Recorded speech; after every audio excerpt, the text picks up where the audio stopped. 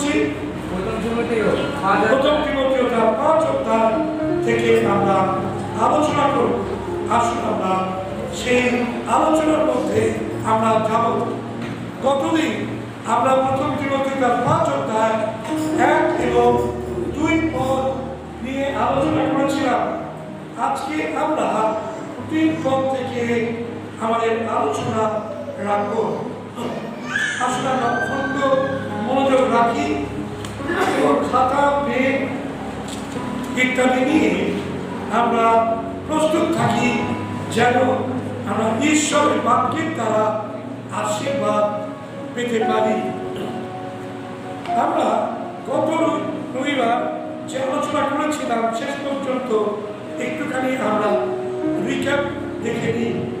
আমরা আলোচনা করেছিলাম 1 এবং 2 পদের মধ্যে যে প্রাচীনদের বলা হয়েছিল যে প্রাচীনদের তিমথিও তুমি তিরস্কার করো না, কিন্তু তুমি তোমার পিতা ভেবে বাবা ভেবে তাদেরকে সমাদর করো এবং অনুরোধ করো।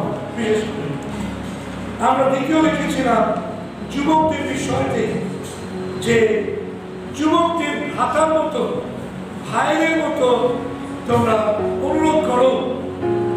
ভাইদের কেউ তিরস্কার করে অনুরোধ করে না, ভাইদেরকে অনুরোধ করে অনুনয় করে বলে, ঠিক সেইভাবে ভ্রাতার ন্যায় অনুনয় করো বা অনুরোধ করো। তৃতীয় প্রাচীনা বা বৃদ্ধাদের বলছে মাতার ন্যায় তোমরা অনুরোধ করো, তাদেরকেও তিরস্কার করো না। তারা প্রাচীনা, তাদের বয়স হয়েছে, তার মানে এই নয় তারা অবাঞ্ছিত অবাধ্যেয়, তারাও মণ্ডলীর মধ্যে একটা বড় ভূমিকা পালন করছে। তাদের মায়ের মতো তোমরা জ্ঞান করো। আর তিমথিওকে বললেন, এবং শেষে যুবতীদের যাদের বয়স বিবাহ যোগ্যা আর তার থেকে কম, ঠিক আছে, তাদের জন্য তাদের উদ্দেশ্যে বলা হচ্ছে তারা সম্পূর্ণ শুদ্ধভাবে ভগিনীর ন্যায় অনুরোধ করো। তাহলে কিরকম ভাবে সম্পূর্ণ শুদ্ধভাবে ওখানে উল্লেখ করা হচ্ছে বাক্যে, আপনি দেখুন, সম্পূর্ণ শুদ্ধভাবে ভগিনীর ন্যায় জানিয়া অনুনয় করো।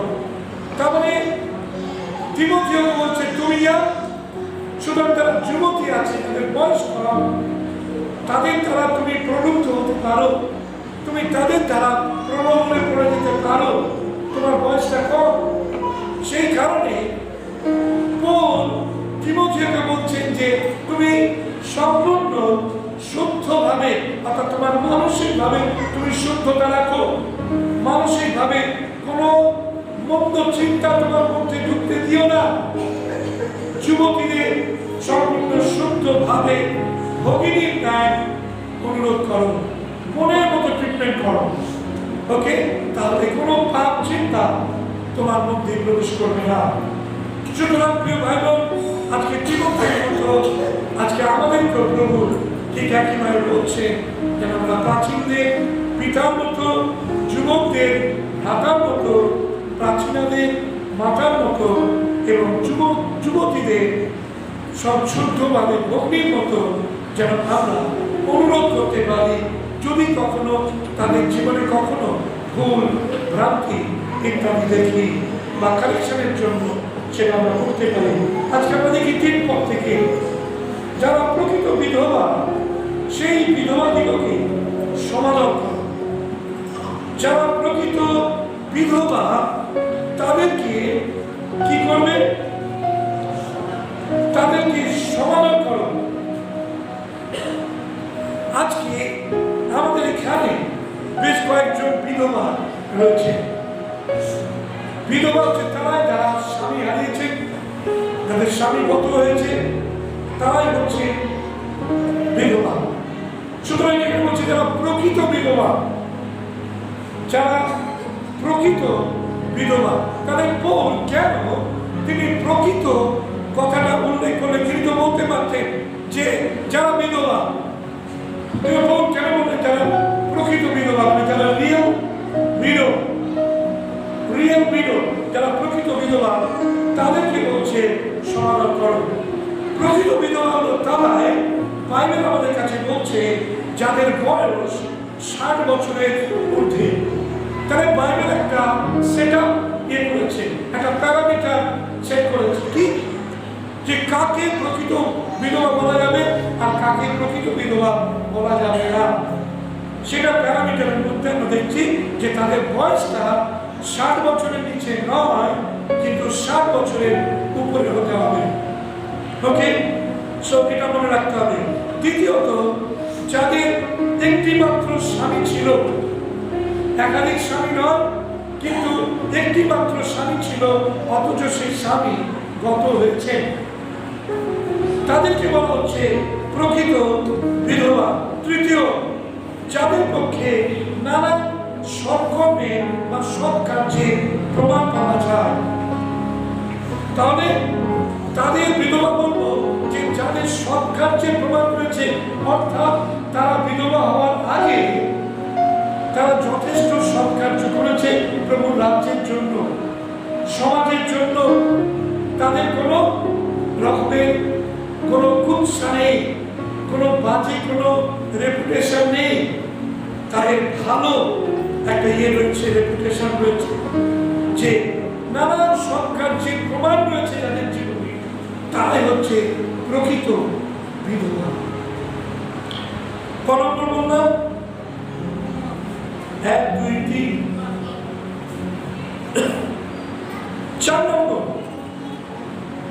যারা তাদের সন্তানদের যথার্থভাবে লালন পালন করতে পারে বা করেছে, যারা তাদের সন্তানদের কি করেছে, যথার্থভাবে লালন পালন করেছে। আপনি দেখুন আমার সঙ্গে ওই 5 অধ্যায়ের 9 পদে দেখুন, আমি যেগুলো বলছি সেগুলো শাস্ত্রেতে রয়েছে, যে যাদের পক্ষে নানা সৎকর্মের প্রমাণ পাওয়া যায়, তারপরে বলছে যদি সে সন্তানদের লালন পালন করিয়া থাকে, যথার্থভাবে সন্তানদের লালন পালন। তার মানে কি, বিধবা স্বামী মারা গেছে কিন্তু সন্তানদের ঠিক মতো লালন পালন করতে পারেননি, বিধবা হওয়ার আগে তিনি যাচ্ছে তাই ভাবে জীবনযাপন করেছে। ছেলেমেয়েরা তারা এদিক ওদিক চলে গেছে, ছেলেমেয়েদের কোনো ঠিক ঠিকানা নেই, তারা নিজের মতো বিবাহ করেছে, তারা ছন্দ ছাড়া ভাবে জীবনযাপন করছে, উশৃঙ্খল ভাবে জীবনযাপন করছে। অর্থাৎ সেই সমস্ত বিধবারা তারা তাদের বিধবা হওয়ার আগে তাদের সন্তানদের সঠিকভাবে গাইড করেননি, ঠিকভাবে লালন পালন করেননি, তাদেরকে বিধবা বলা যাবে না, প্রকৃত বিধবা বলা যাবে না। আমি আলোচনা করছি প্রকৃত বিধবা, রিয়েল বিধবা। বিধবা সকলেই যারা স্বামী হারিয়েছে, কিন্তু তার মধ্যে প্রকৃত বিধবা কারা সেটাই বলা হচ্ছে। ওকে, তারপরে বলছে পঞ্চম, বলছে অতিথি সেবা যারা করে থাকে, হসপিটাল অতিথি সেবা যারা করে থাকে। প্রিয় বোনেরা যারা রয়েছে, আপনি কি অতিথি সেবিকা? আপনি কি অতিথি আসলে তাদেরকে আদর আপ্যায়ন করেন, নাকি অতিথি আসলে আপনি নিজের ঘরে ঢুকে যান, নিজের মতো থাকেন? কে অতিথি আসলো না আসলো দেখার দরকার নেই। স্বামীর অতিথি আসলে, স্বামীর আত্মীয় পরিজন আসলে, ওরা তোমার আত্মীয়, ওরা তুমি বুঝে নাও, আমি জানি না। কি এরকম কি হবে না? কে বলছে না? একজন পুরুষ বলছে না, মানে তিনি সাক্ষ্য দিচ্ছেন যে তার স্ত্রী হিসেবে করেন, তার স্ত্রী যথেষ্ট। প্রকৃত বিধবা তার অতিথি আসলে তাদের সেবা করেছেন যখন বিধবা হওয়ার আগে। ওকে, তো অতিথি বাৎসল্য তিনি হবেন, তিনি অতিথি পরায়ণা হবেন, সেবা করতে পারবেন, সেবিকা হবেন, তবেই তিনি প্রকৃত বিধবা বলে বিবেচিত হবেন। ষষ্ঠ, পবিত্র দিকে পা ধুয়ে দেওয়া, দেখুন ওখানে লেখা আছে যে শেষের দিকে ওই 10 পদে লেখা আছে, যদি পবিত্র দিকে পা ধুইয়া থাকে, পবিত্র দিকে পা ধুইয়া থাকে, তার মানে কি? পবিত্র জন হচ্ছে যারা খ্রিস্টের রক্তে ধৌত হয়েছে।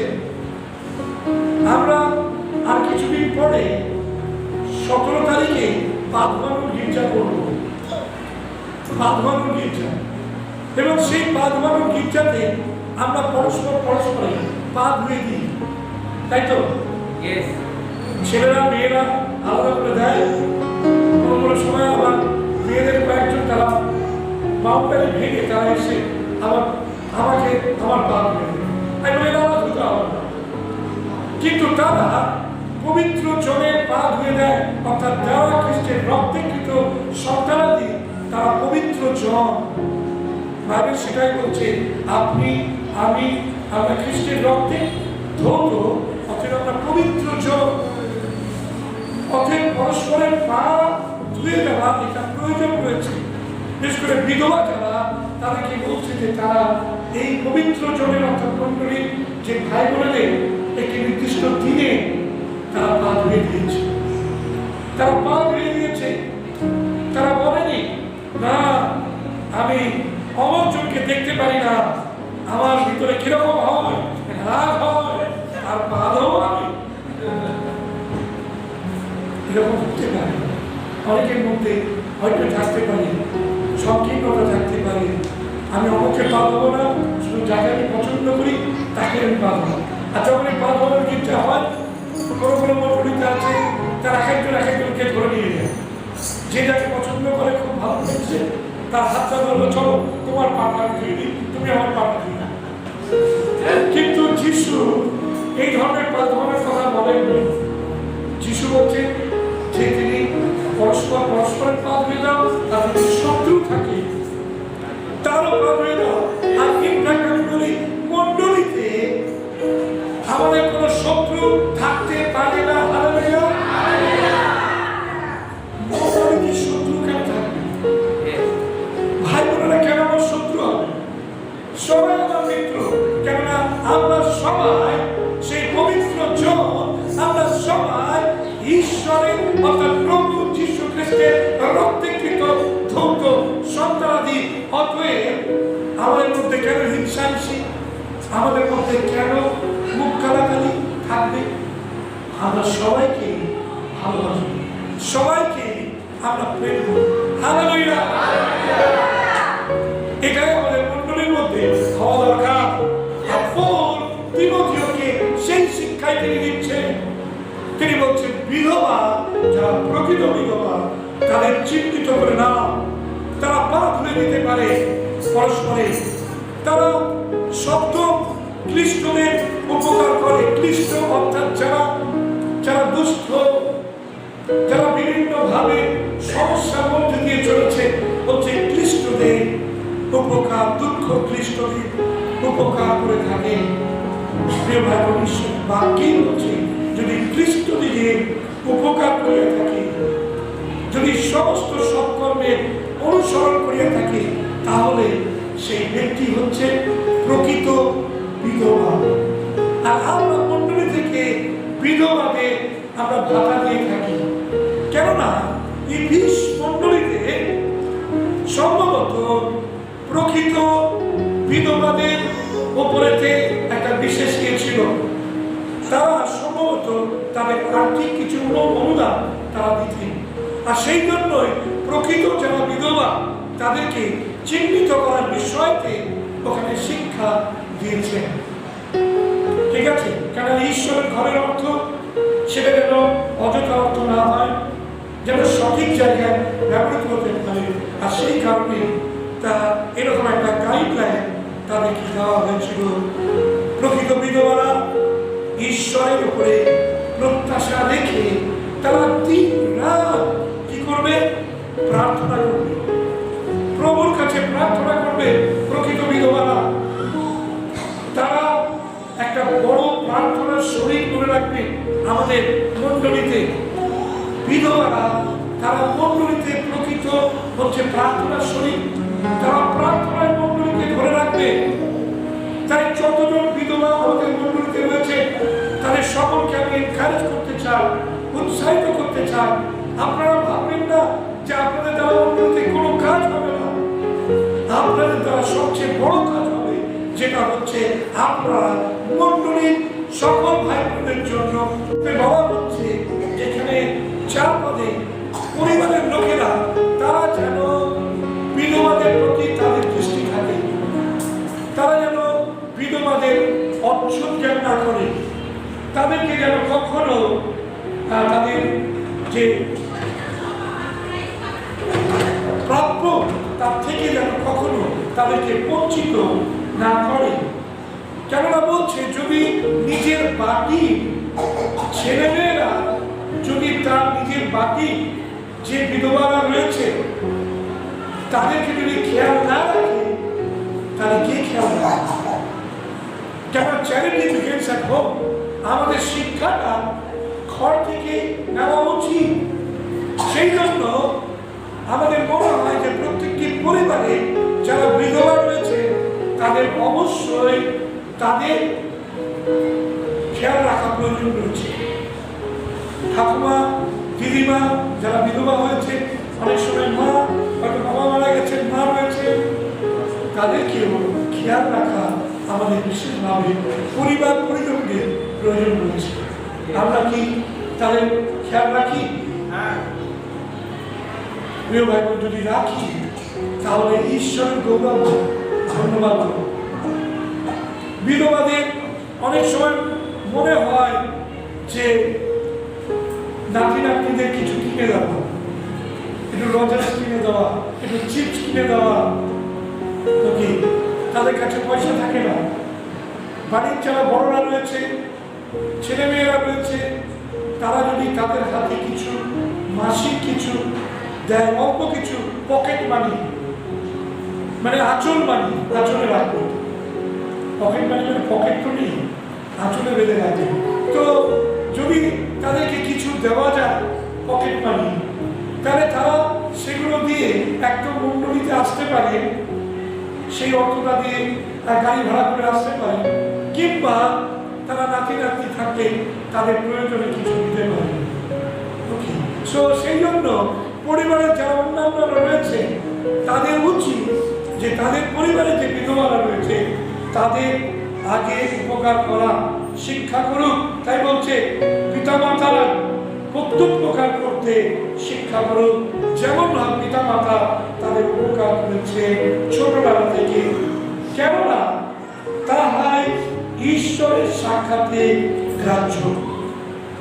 ঈশ্বর এটাকে গ্রাহ্য করেন যখন আমরা আমাদের পিতামাতাকে, এবং বিশেষ করে যখন তারা বিধবা হয়ে যায় তাদের প্রতি আমরা দৃষ্টি দিই এবং তাদেরকে দেখভাল করি। 5 পদে চলে যায়, সেখানে বলা হচ্ছে 5 পদে, 5 পদ বলছে যে স্ত্রী প্রকৃত বিধবা ও অন্যথা অনাথা, সে ঈশ্বরের উপরে প্রত্যাশা রাখিয়া দিন না প্রার্থনা করুক, প্রার্থনা নিবিষ্ঠা থাকুক। আমি অলরেডি বলেছি 6 পদে আমাদের দৃষ্টি আকর্ষণ করুন। কিন্তু যে বিলাসিনী সে জীবন দশায় মৃতা, যে বিলাসিনী সে জীবন দশায় মৃতা। 6 পদে 6 পদ অনুসারে বিলাসিনী কাদেরকে বলা হচ্ছে? বিলাসিনী হচ্ছে তারাই যারা বিলাস বহুল জীবন যাপন করতে অভ্যস্ত। এক্সপেন্সিভ ক্লোথ, এক্সপেন্সিভ জুতো চটি, এক্সপেন্সিভ সমস্ত প্রসাধনী ইত্যাদি ইত্যাদি তারা ব্যবহার করে। বয়স হয়ে গেছে কিন্তু তারা নিজেদের বিষয়কে চিন্তা করতে মনেই তারা ভাবে না, অন্যের বিষয়কে করে ভাববে। যদি কোনো বিধবা বিলাসিনী হন এবং তিনি যদি মনে করেন আমি 5,000 টাকা দামে আমি শাড়ি পরব, তাহলে তিনি কেমন করে তিনি অন্যদের বিষয়কে চিন্তা করবেন? তাহলে সেই 5,000 টাকা তাকে পেতে হবে কোথেকে? তিনি যদি চাকরি করেন তাহলে তিনি পেতে পারেন, আপনি চাকরি না করেন তাহলে তিনি কোথেকে সেই অর্থ জোগাড় করবেন? হয় তাকে বন্ধ কোনো উপায় অবলম্বন করে তাকে অর্থ বিলাসিনী যারা, তারা কিন্তু বিপথে যাওয়ার সম্ভাবনা রয়েছে। সেই জন্য বাইবেল বলছে যে যে বিলাসিনী সে জীবন দশায় মৃতা, জীবিত আছে অথচ সে মারা গেছে, আত্মাতে মারা গেছে। যেহেতু তার জীবনে সে খ্রিস্টকে নিয়ে চলতে পারে, সে তার যে স্বামী খ্রিস্ট যিশু, বিধবার স্বামী, অনন্তকালের স্বামী, তাকে পরিত্যাগ করেছে, সে জীবন দশা মৃতা। প্রিয় বোনেরা, যারা ভগিনীরা রয়েছে, বেশ করে তাদের জন্য বলি, বিলাসিতা আপনার জীবনে ঈশ্বর থেকে কাম্য নয়। প্রভু চান না, ঈশ্বরের বাক্য বারংবার বলছে যে যেন মহিলারা তারা পরিপাটি নেশে, সুন্দর পরিষ্কার পরিচ্ছন্ন পরিপাটি নেশে ঈশ্বরের ঘরে আসে। তারা বিভিন্ন জায়গায় যায়, তারা সেই ঝকঝকে ঝকমকে একেবারে করে যাচ্ছে, ভালো ভালো দেখায় না। সাপর এই সমস্ত আজ্ঞা করো যেন তাহারা অনিন্দনীয় হয়। প্রত্যেককে প্রভু অনিন্দনীয় হওয়ার জন্য আহ্বান জানিয়েছেন। প্রিয় বোনেরা, আপনি কি অনিন্দনীয় ভাবে শেষ দিন পর্যন্ত চলতে চান, যেন কেউ বা শয়তান কখনো আপনার বিরুদ্ধে কোনো কাদা ছুঁড়তে না পারে? তাহলে আপনাকে প্রভুর আদর্শ অবলম্বন করে চলতে হবে। এবার আপনাদের চলে যান, বলছে যে কেউ যদি আপনার সম্পর্কীয় লোকদের, বিশেষত নিজ পবিত্র জনের জন্য চিন্তা না করে, তাহা হইলে সে বিশ্বাস অস্বীকার করিয়াছে এবং অবিশ্বাসী অপেক্ষা অধম হইয়াছে। এবার চলে আসছি আমরা মণ্ডলী, যে পরিবার, সেই মণ্ডলীর ক্ষেত্রে চলে আসছি। পরিবারের মধ্যে দেখলাম যে বিধবাদের প্রতি কেমন ব্যবহার করা দরকার। মণ্ডলীর প্রতি বলছে যদি কেউ আপনার সম্পর্কীয় লোকদের নিজ পবিত্র জনের জন্য চিন্তা না করে, তার মানে মণ্ডলীর মধ্যে যে ভক্তিরা রয়েছে তাদের জন্য আপনাকে আমাকে চিন্তা করতে হবে। তারা সম্পর্কীয়, কার সম্পর্কের দ্বারা সম্পর্কীয়? তারা যীশু খ্রিস্টের রক্তের দ্বারা সম্পর্কীয়, যীশুর রক্তীকৃত সন্তান। সেই জন্য তারা অসম্পর্কীয় নয়, তারা হল সম্পর্কীয়। বিশেষত এই পবিত্র জনের জন্য চিন্তা করা, অর্থাৎ মণ্ডলীর ভাতৃগণের জন্য চিন্তা করা উচিত। যে করে না, তাহলে সে বিশ্বাস অস্বীকার করেছে এবং অবিশ্বাসী থেকেও অধম হয়ে গেছে। প্রিয় ভাই বোন, আসুন আমরা শেষ করব, কিন্তু আমরা বিশ্বাস করি যে প্রভু আমাদের যে মণ্ডলী দিয়েছেন, সেই মণ্ডলীর মধ্যে যারা প্রকৃত বিধবা রয়েছে, যারা স্বামী হারিয়েছেন, তাদের পাশে দাঁড়ানো একান্তভাবে প্রয়োজন রয়েছে। এককভাবে কিংবা সমষ্টিগতভাবে, মাণ্ডলিকভাবে তাদের পাশে দাঁড়ানোর প্রয়োজন রয়েছে। যদি আমরা দাঁড়াতে পারি, তাহলে আমরা আমাদের বিশ্বাসকে রক্ষা করে চলতে পারবো। নচেত আমরা অবিশ্বাসী থেকেও অধম হয়ে যাব। প্রিয় ভাই বোন, আসুন ঈশ্বরের আত্মা আমাদের প্রত্যেকের সঙ্গে কথা বলুন, যেন প্রভু তার বাক্যের দ্বারা আজকে আমাদের যে শিক্ষা দিলেন, সেই শিক্ষা অনুসারে যেন আমরা চলতে পারি এবং ঈশ্বরের মহিমা এবং ঈশ্বরের গৌরব সাধিত হয়। Thank you. প্রভু আমাদের সকলকে আশীর্বাদ করুন। প্রার্থনা চাই, মঙ্গলে রাখো। হে আমাদের তারেশ্বর, আমরা তোমার পবিত্র যিশু নামে ধন্যবাদ দিই যে প্রভু আজকে যে বাক্য তুমি আমাদের সঙ্গে অংশ করতে সাহায্য করবে। তাই তোমাকে ধন্যবাদ দিই প্রভু। তুমি আশীর্বাদ করো যেন আমাদের মণ্ডলীস্থ যে সমস্ত বিধবারা রয়েছে প্রভু, এবং সেই বিধবাদের পাশে দাঁড়ানোর জন্য, সেই বিধবাদের দেখভাল করার জন্য যেন প্রভু আমরা সদা সর্বদা ব্যস্ত থাকি। যেন প্রভু আমরা আমাদের বিশ্বাসকে রক্ষা করতে পারি, আমরা প্রমাণ দিতে পারি যে সম্পর্কীয় তারা তাদের বিষয়ে চিন্তা ভাবনা, তাদের পাশে দাঁড়ানো। যেন প্রভু তোমার মহিমা, তোমার গৌরব হয়। প্রভু তুমি তাদের সেই আশীর্বাদ দাও যেন তারা দিন রাত বিশ্বাসী ভাই বোনদের জন্য, সানডে স্কুলের ছেলে মেয়েদের জন্য, প্রভু রাষ্ট্রের জন্য, মহিলা তারা নিজেদের জন্য এবং মহোদয় বা প্রাচীনদের জন্য যেন প্রার্থনা করতে পারে।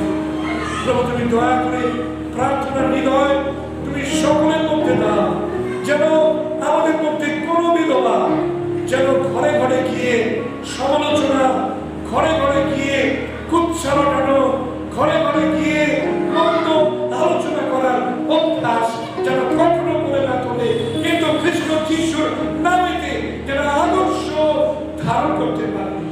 যেন প্রভু তাদের প্রার্থনাশীল জীবন, তাদের সেই অতিথি সেবক হওয়ার যে জীবন, তাদের সুন্দর জীবন যেন প্রভু অন্যদেরকে তোমার প্রতি আকর্ষণ করতে পারে। এবং প্রভু এই পক্ষকেশের কালে তুমি তাদেরকে ধরে রাখো। তোমার কাছে প্রার্থনা করি যাদের বয়স অল্প রয়েছে, যারা প্রভু অল্প বয়সে বিধবা হয়েছে, প্রভু তুমি তাদের প্রতি দয়া করো, তাদেরকে তুমি রক্ষা করো, যেন তারা কখনো বিভ্রান্ত হয়ে বিপথে না যায়, কিন্তু প্রভু তারা যেন তোমার বাক্যকে নিয়ে তাদের জীবনেতে চলতে পারে। প্রভু যদি এমন কোনো বিধবা থাকে প্রভু, তাহলে তুমি তাদেরকে আত্মসংযমী হতে সাহায্য করো। তুমি তাদেরকে প্রভু আবার বিবাহ করে তাদের নতুন দাম্পত্য জীবন এবং সংসার প্রতিপালন করতে, সন্তানাদি উৎপন্ন করতে তুমি তাদের সাহায্য করো, যেন তারা কখনো কোনোভাবে মন্দ পথ অবলম্বন করে বিপথে না যায়। তুমি ধরো প্রভু, সকল বিধবাকে তোমার হস্তে সম্মান করো। ধন্যবাদ জানাই, প্রার্থনা তুমি শুনলে উত্তর দিলে। আমাদের মণ্ডলীকেও আশীর্বাদ করো, যেন প্রভু আমাদের মণ্ডলী তাদের পাশে যেমন দাঁড়িয়েছে আগামী দিনেতেও দাঁড়াতে পারে। ধন্যবাদ জানাই, প্রার্থনা শুনলে সকল গৌরব মহিমা প্রতাপ স্মরণ তোমাকে জানিয়ে যিশু তোমার নামে চাই। আমিন আমিন। আসুন।